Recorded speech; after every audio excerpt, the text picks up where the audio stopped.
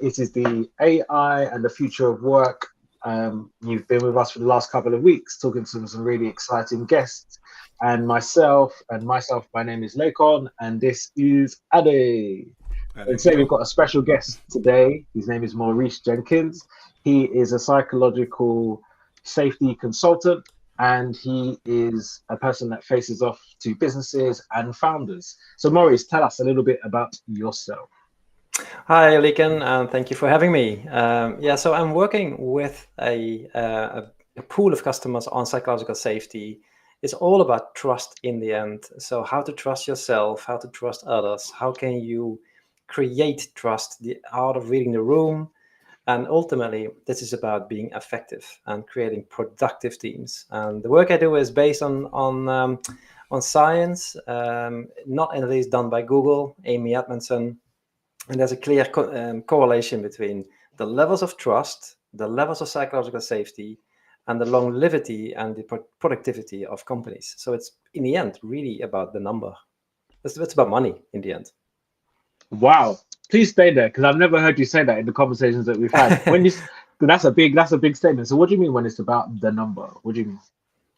So data gathered over the last 10, 20 or so years is very clear that if you have a company culture where there's a lot of focus on trust and psychological safety and other performance enhanced programs, those companies outperform their peers. And we're not talking about like 10 or 20% or so. We're talking about hundreds of percents. And it's not me Right. that has come up with this. There's a very interesting study done by Coder in the 90s already has been showing this as well. And that has only been reconfirmed in the last 20 years. Right. Got it. So in terms of the people that you're mostly interested in speaking to regarding this, do you go top down as opposed to the people level and go upwards? Well, ideally, yes. It isn't always like that. I'm also working with teams on just normal teams and a leader. But ideally, you would start top down because the company culture or the way people interact with each other, or how trust is being injected in the company, that comes so much from the top. So you can have all the right people if you have the wrong leader, which I call the naked king, the emperor without clothing.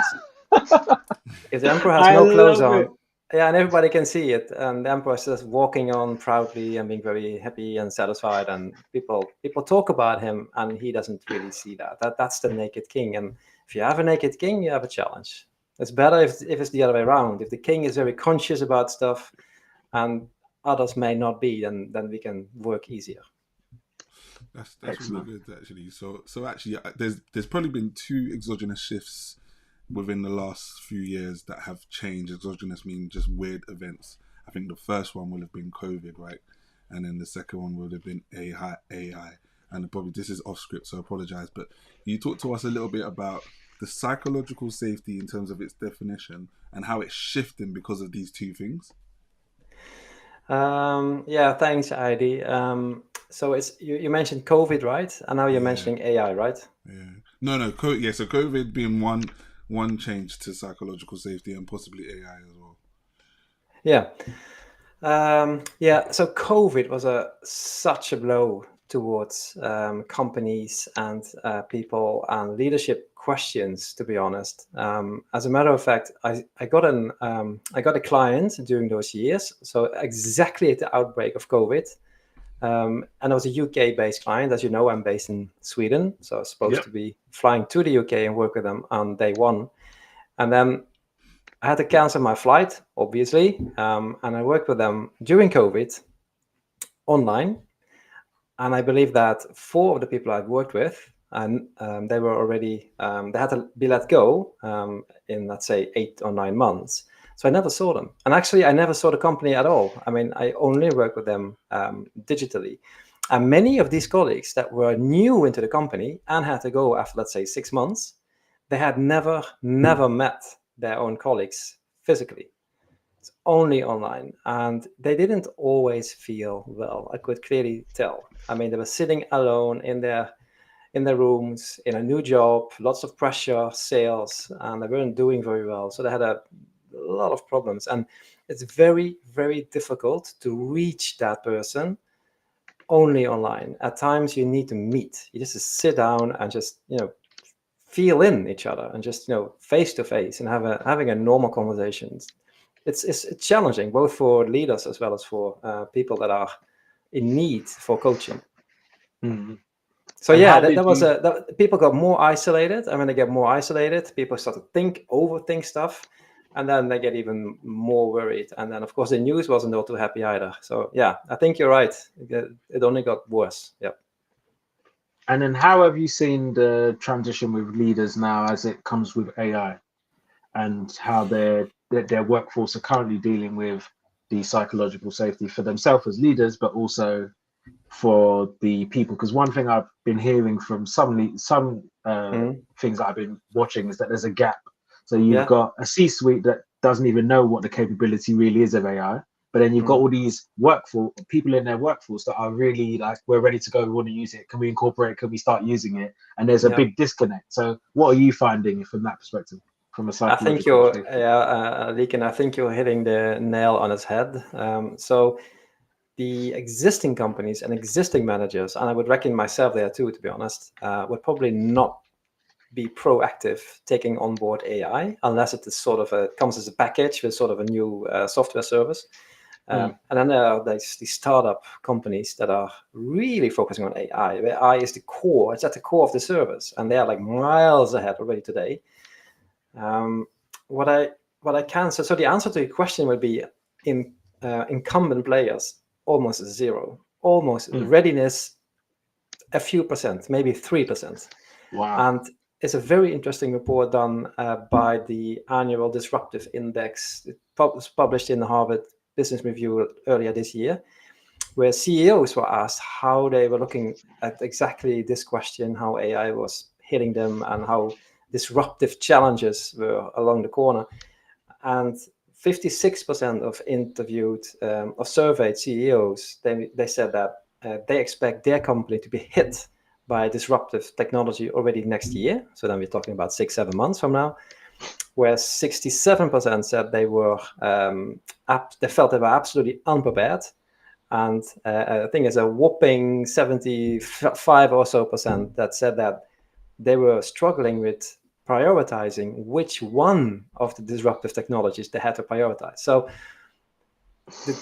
what you were mentioning, it's real, it's out there, and CEOs know it, but I think readiness is 3% maximum. Yeah. So like you said, and I think, and I appreciate your transparency about that, you feel like you're not AI ready and you're not, hitting all of your clients. Right, here's the tools, here's the tricks, here's the things you can do. But I guess thinking about it just because of your experience, when there's change, because as much as AI is technology and it's disruptive, you know how to manage change, you know how to give, how in this time of change would you be steering leaders to start considering how to introduce psychological safety around AI for their employees? Yeah. So the level of worry about this topic on employee level is gigantic. It's really big. It's driving people really into serious anxieties about the future, about the income. So the first thing I would do is to map out how past technologies that have been uprooting the way we do business have played out. In the end, they've only made us better. They've given higher working productivity and higher income, and we had to change though. We had to start doing different kinds of work, but it's still work nonetheless on the back of new technology. And I would have that mindset as a starter, and maybe have some stats somewhere that show that. That shouldn't be too hard to find. And then I had a very good example of a new startup company, and I heard yesterday what they were doing. They were using AI to replace jobs that basically nobody wants to do. Dirty jobs, difficult jobs, heavy jobs. And they were actually having troubles finding people that were willing to do that job. Right. So, and what it enables, eventually what this is going to do for us is that it's going to take away the crappy stuff, the repetitive stuff, so we can focus more and more on maybe being creative and strategic in the way we work. So giving the long haul of this, both backwards as well as forward, that's what I would do. I would try to give perspective on where we are today. It's such a hype. It's such a hype. And I'm not prepared either, but I'm sure it's not going to be that bad. That's really interesting. So, the whole premise of psychological safety in a team is based on trust, right? Exactly. Yeah. And so there are elements where when you're going into your teams and you're trying to build that safety, you would put things in place from a trust element that might even give people autonomy to be creative. So, just I'm trying to weave it into this question. How might you start thinking about approaching AI from a trust element where, teams and companies can actually start to build that trust and integrate that AI into business processes? Does that question make sense? I hope it was. Yeah, absolutely. So one key element of psychological safety, of creating psychological safety, would be vulnerability, where the leader, or either the real leader or the informal leader, is willing to expose him or herself. Like, yeah, I don't know all of this either. I'm not the expert. I can feel threatened too. I don't know what to do with this either. So that will be number one. Admit that, I'm also caught in this process. I'm not an expert, and I have my worries too.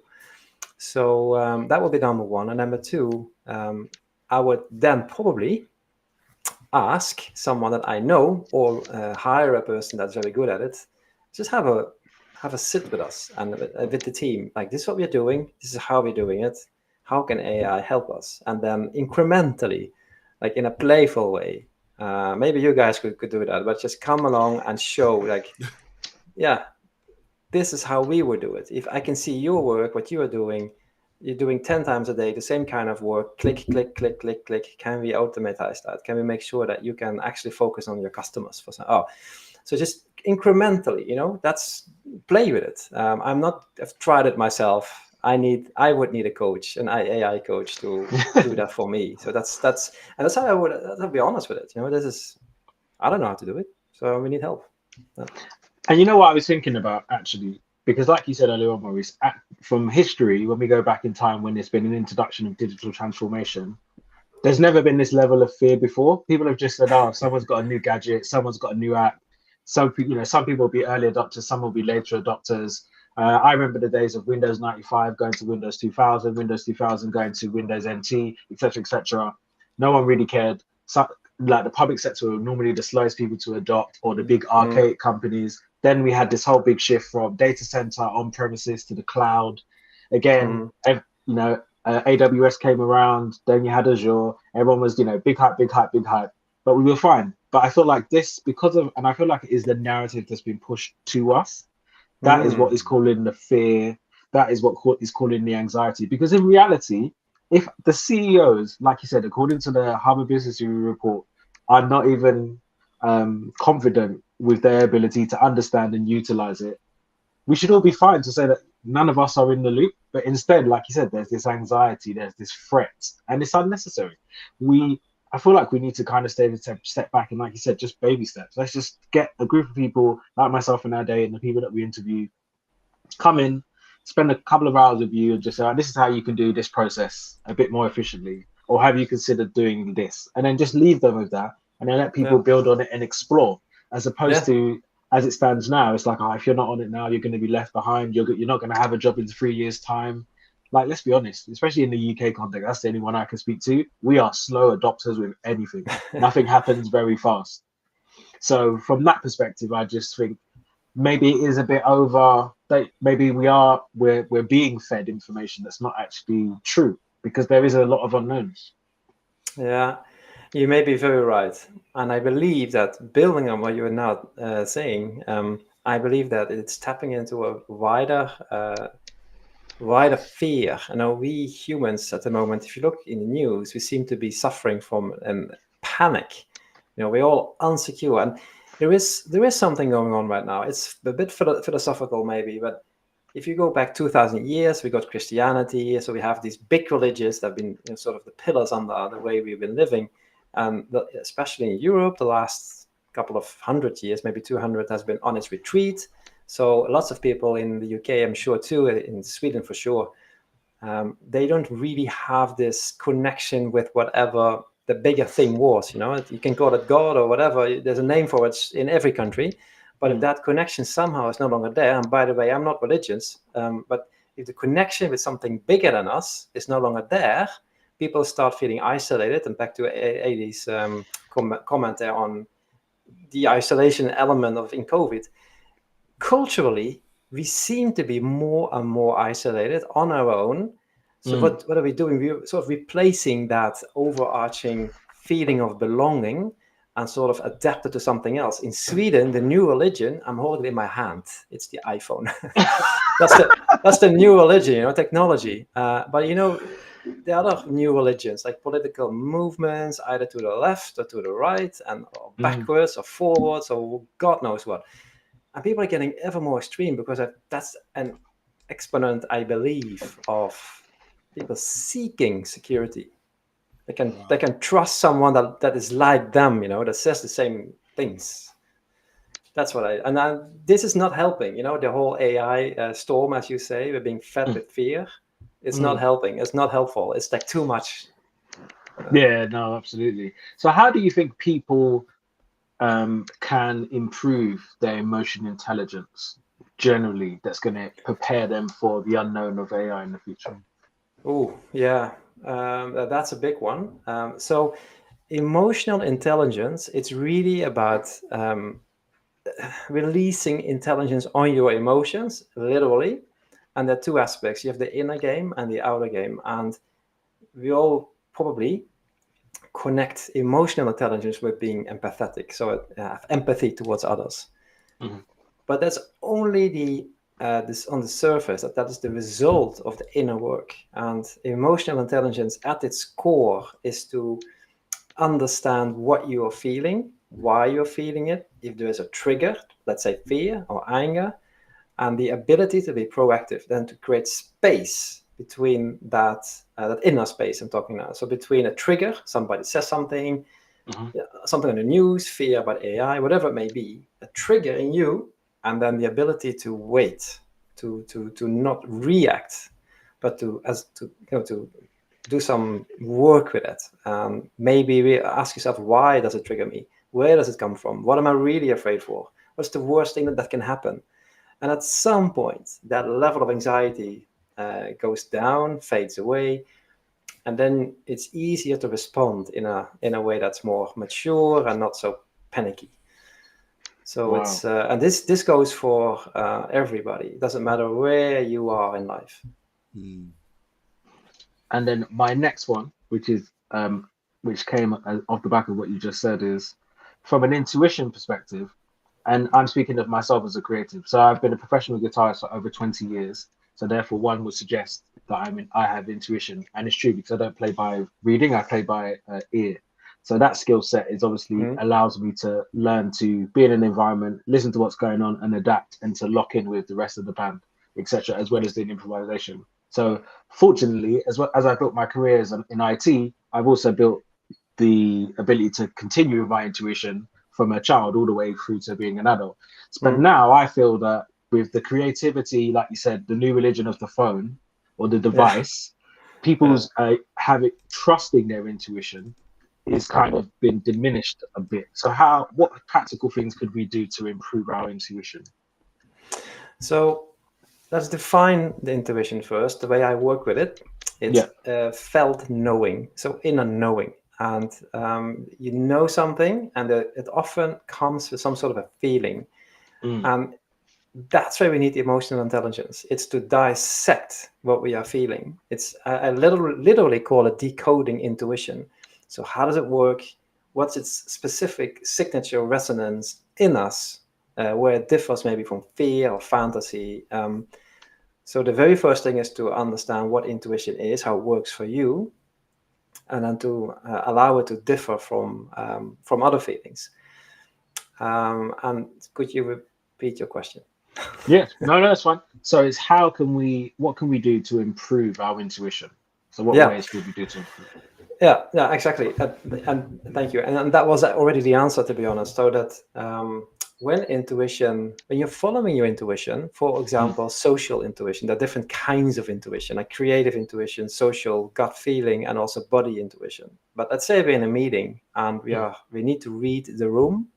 You are using your social intuition. That is actually one of the very first intuitions that we, as humans, develop as babies. We do that. It's the first thing we do because we're so dependent on our mom, where the food comes from.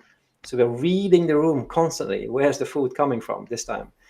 And that's the very, very first thing we do. So, but as grown-ups, we tend to push away the idea of intuition because we are supposed to be data-driven. In my view, we are supposed to be data-informed. And I make a judgment call with data and our intuition, because the moment you're using intuition, that's where you have to make a judgment call. A judgment call means weighing stuff. And if you're making a tough decision, you have to weigh in context, people, data points, what's best going forward. And that moment of weighing, it's in you. There's nobody else. People can give you counsel, yeah, but it's within you, you're making the decision. And there you really, really need to know yourself very well. Like, what am I feeling right now? Is this fear that keeps me back from going forward? Is it wishful thinking? And I am biased, by the way, towards wishful thinking. I'm a dreamer. So yes, this sounds good. Let's do it a little bit. So I know I'm biased towards that. So I have to calculate that. Okay, is this me wanting something, or is this really my intuition telling me this is the right thing to do? So you have an inner dialogue, and there's a word for it. It's called contemplation and inner work, so introspective work. What you said is just humongous. I almost feel like I could just lay down and go to sleep and just consider all the things you just said. That was like, the reason why I say that is because you said something right at the beginning which triggered me. You said about reading the room and that we learn how to do it as children. And as you said, as we become older, we become data driven. We're forced to be data driven rather than data informed.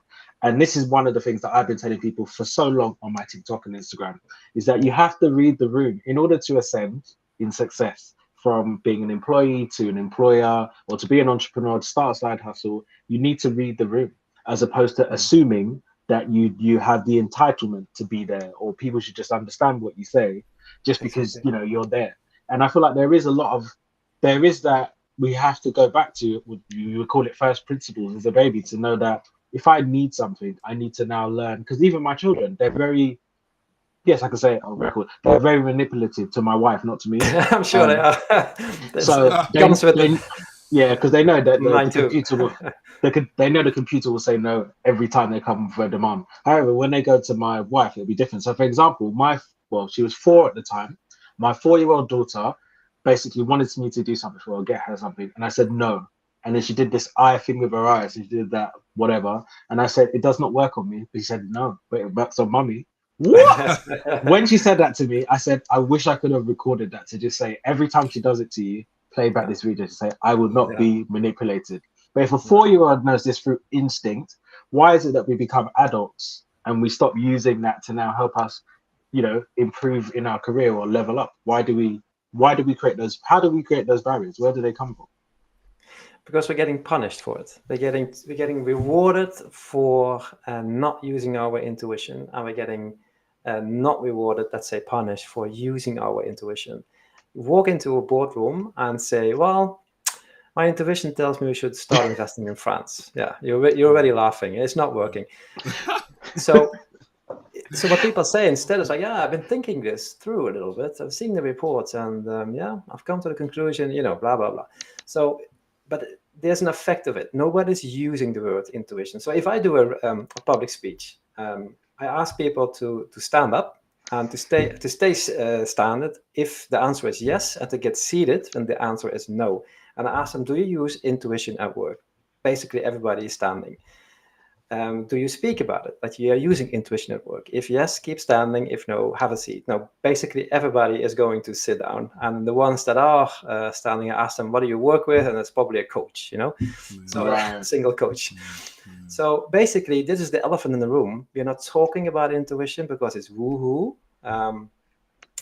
If we're not talking about it, we can't use it properly. We can't discuss it. We can't debate it. we cannot do the inner work. We're all isolated, thinking things through, and then we talk numbers. And if it doesn't feel right, yet it is sort of the common line in the meeting that let's say we're going to invest in France. It doesn't feel right. We don't have the data to back it up. You have to be very, very strong-minded to raise your hand and say, I don't know why, but this doesn't feel right to me. Today I could say it, but I've been many times in moments where I felt it and couldn't say it. It went wrong afterwards. I came home to my wife and said, damn it, I knew it. And that moment, the damn it, I knew it moment, that's the moment I don't want to have anymore. But people don't speak up what they are really thinking or feeling, and that's where psychological safety comes in. So it's really connected. Yeah, so it's not independently of each other, because, like you said, because of what we have built over time, and I will let you come in at it. Sorry, because of what we've built, the barriers we've built or walls, you need psychological safety to now unlock what is actually innate in us as human beings, which is sad, but it's the truth, isn't it? You're right, and I really love the idea of using both the analytical mind as well as the intuitive mind. Like we have both. Why only use one? And to use a quote from Warren Buffett, and I saved that quote for a specific reason because I'm using it. I'm happy to use it.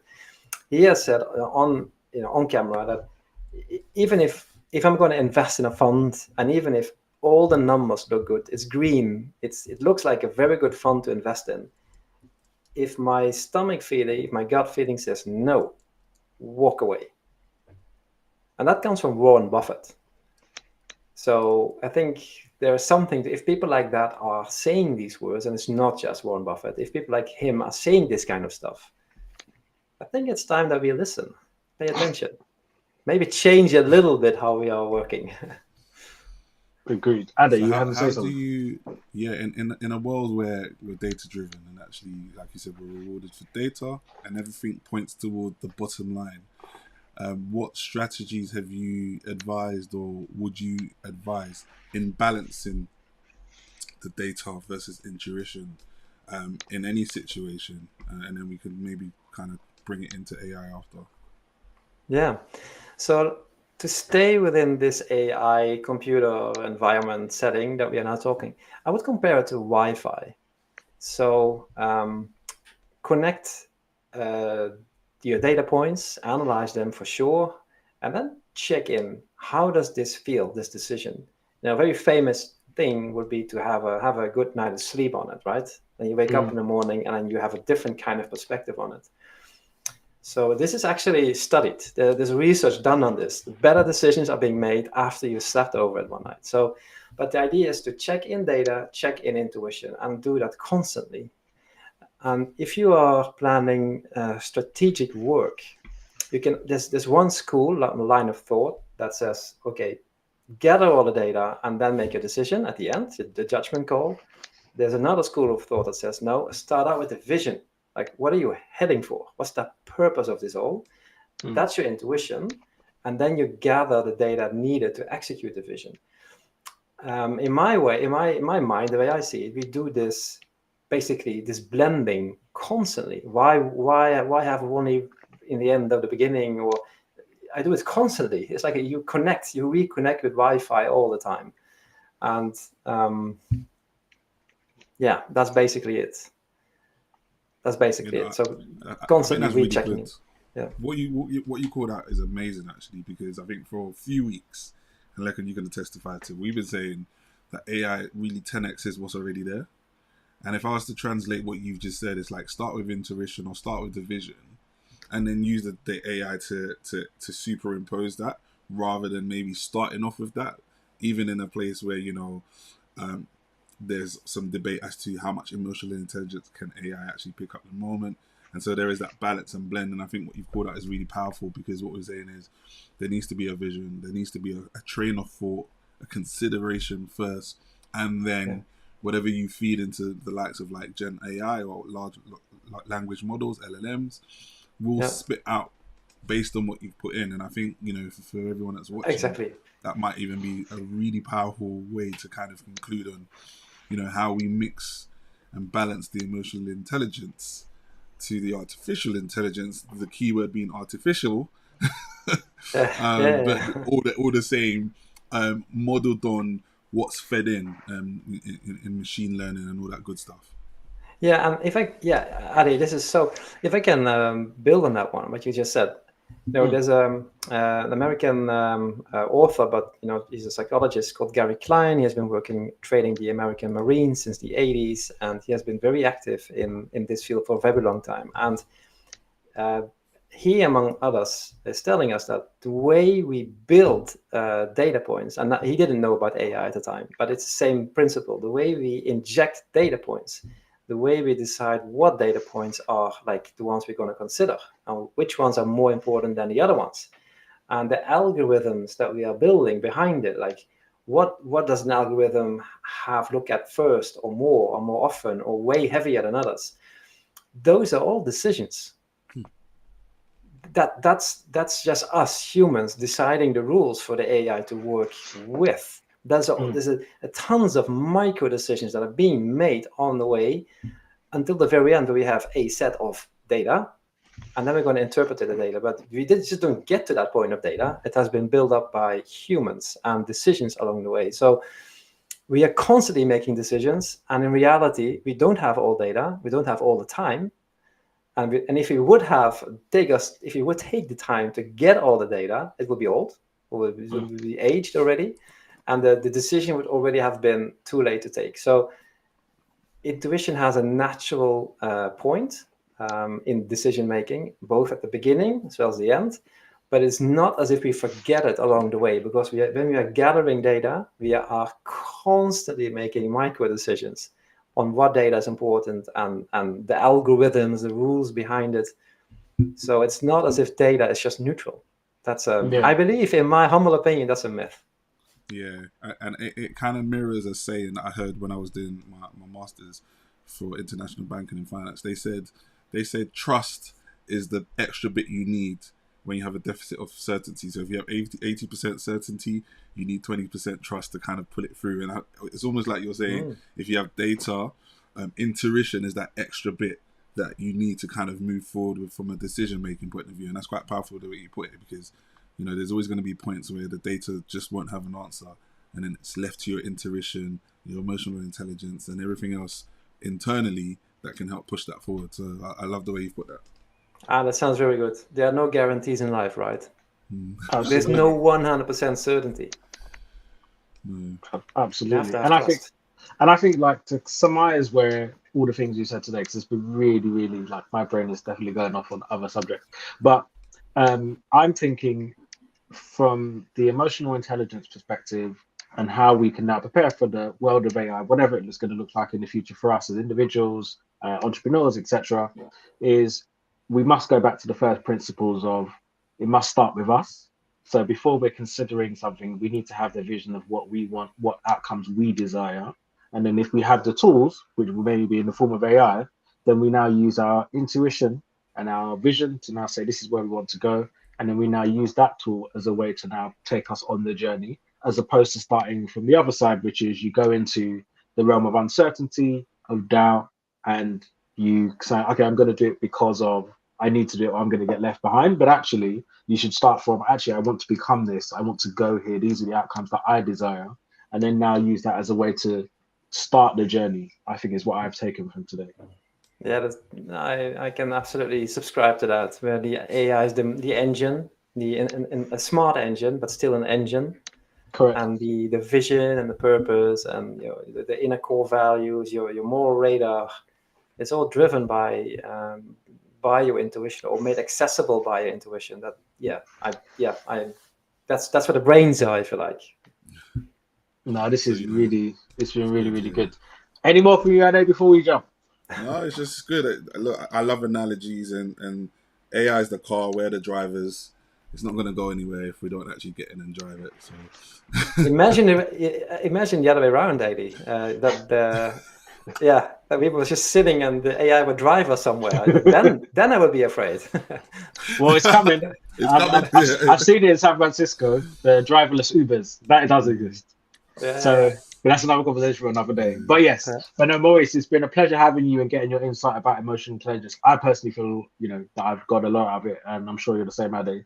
So we're definitely going to bring you back when we go part 2. But for now, any comments or any questions you have for Maurice, drop it in the chat, and we'll definitely be in touch next week, in the coming weeks, with some more great content about AI and the future of work. See you later, guys. Take care. Such a fun to be here. Ciao. Yes. Ciao, ciao.